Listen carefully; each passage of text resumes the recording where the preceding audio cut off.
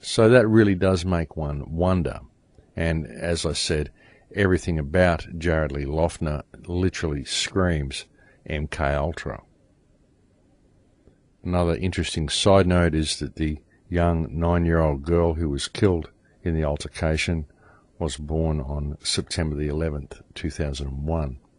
And we know how the Illuminati love to perform their rituals. Now, this case surrounding the shooting of Gabrielle Gifford is very significant for a number of reasons, folks. And what is most significant about it is what it's going to be used for.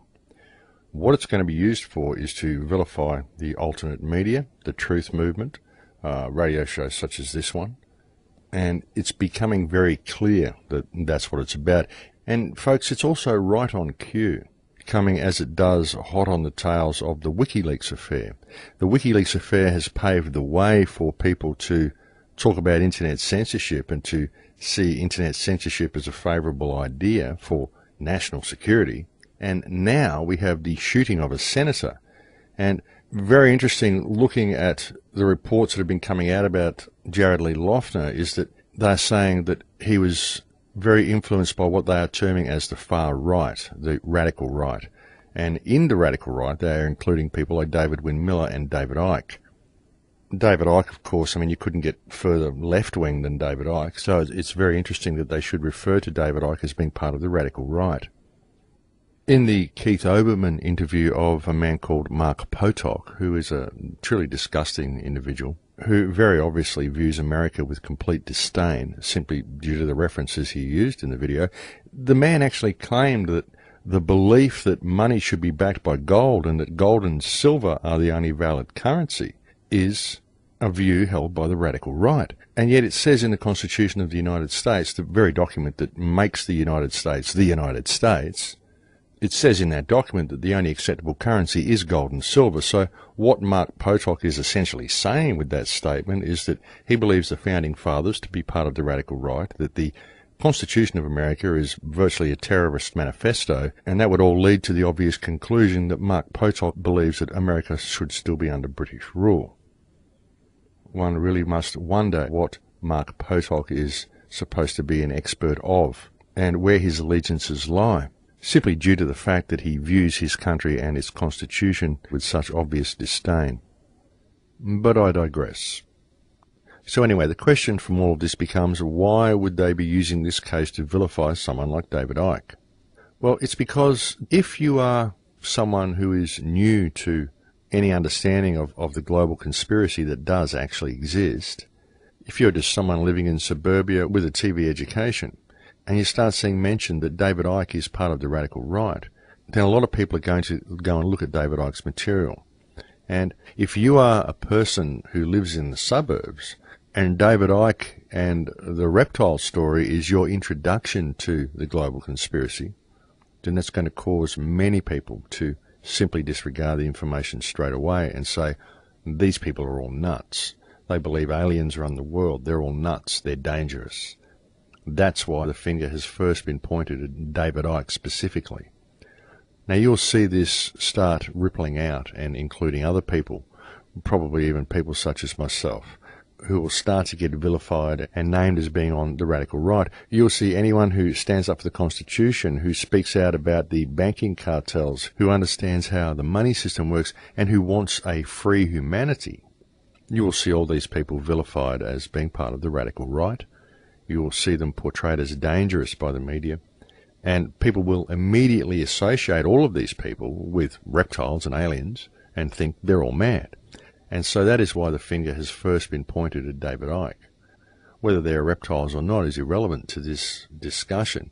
What you've got to understand is that for people with a TV education living in the Bible Belt, this is going to be their first introduction to this information, because if they're going to point people to the truth, then they need to make sure it's presented in as bizarre a way as possible. And I'm not saying I disagree with anything David Icke has to say. I'm not saying that I agree with anything David Icke has to say. I've spoken to the gentleman. I think he's a wonderful man. I think he's a great researcher. But that's not the issue. The issue is the type of information that David covers and how bizarre that will seem to someone who is completely asleep.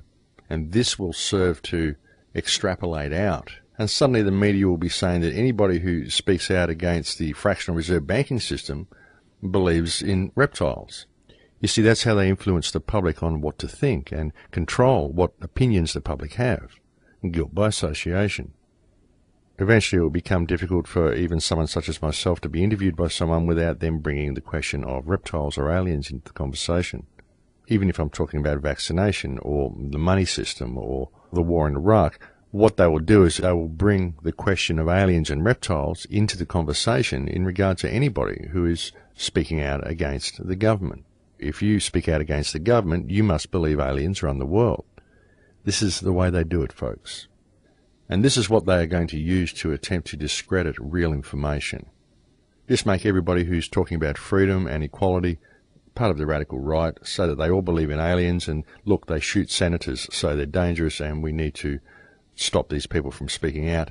And in his interview with Keith Olbermann, Mark Potok even alluded that people speaking out against government corruption in public places should not be accepted in case the people listening decide they want to go out and kill somebody.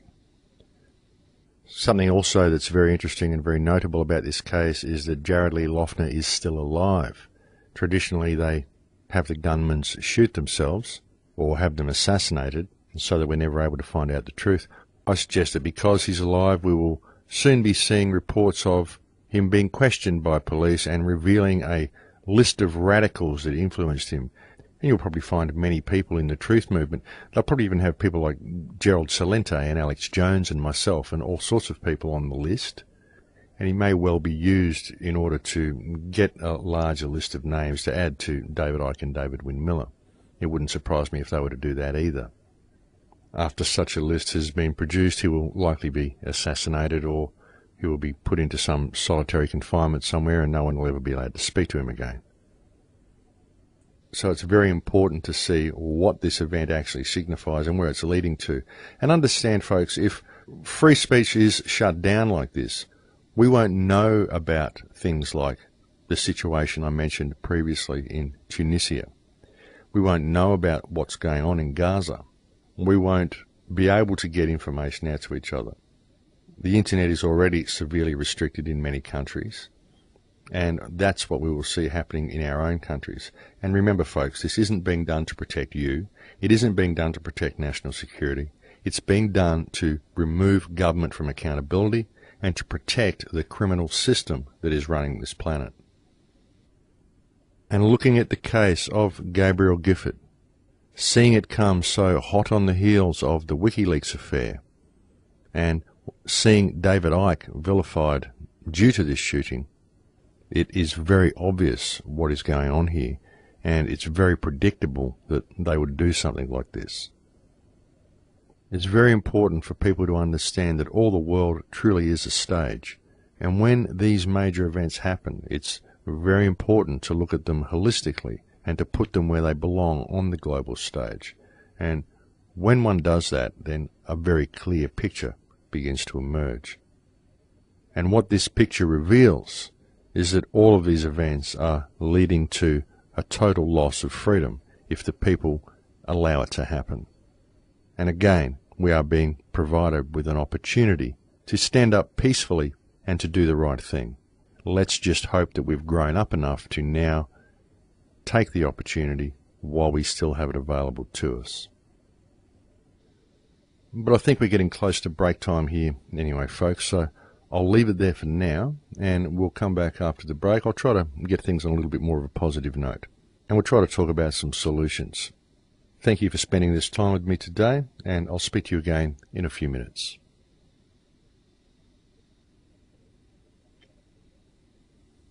Welcome back, folks.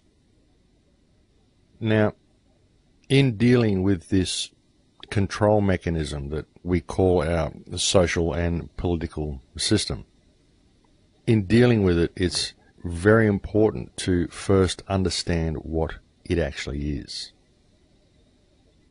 Now, you can blame the elite if you like. You can stand in the perspective of them being the problem if you like. And sure, there are groups like the Bilderberg Group who meet to discuss policy. There are groups like the Club of Rome and the Illuminati, the higher echelons of the Freemason Society, the Council on Foreign Relations, the Trilateral Commission. I mean, the list goes on. There are all these groups, and sure, they plan and do things in cahoots with each other, and they have a certain game plan that they follow. But most of what they do is ritual. Most of what they do is designed to keep you participating in the system, to keep you giving this meme, this energetic life form that is the system, your energy. Now, if you look at how all of this has been constructed, you can see that what actually happened at the meeting with Weishaupt in 1773 when they put this system in place is they constructed a system whereby once created it would be a self-perpetuating organism, and they, the bankers, they who control the money supply, would be standing on the outside of this organism. And all they have to do to keep this organism functioning is certain rituals now and then, certain things to keep this system functioning, to keep the human mindset in the place that it is. And really, the system itself, when you look at the system itself, it's this energetic life form that controls humanity. It only exists on paper, and it exists because we give it our energy. But ultimately, there's no one really at the helm. It's just this system that, once created, it perpetually makes itself more efficient. And efficiency to the system is simple black and white mathematical digital efficiency.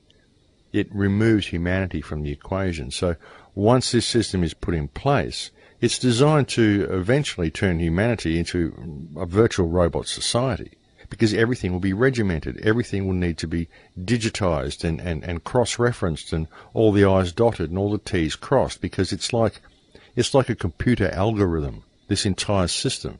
But there's ultimately no one at the helm. And the elite have simply constructed this system, and they've positioned themselves so that they are on the outside of it. I'd be surprised if a Rothschild ever even gets a parking ticket. They can do anything they want. They're not answerable to anybody because they constructed the system in such a way that they would not be answerable to anybody, and they would be sitting outside of the system. And this is the international banking cartels I'm talking about here, folks. I'm not talking about your average banker down Main Street. And, folks, the way this elite banking cartel has positioned themselves to be outside of the system is because it's a corporate system, so therefore it runs on money.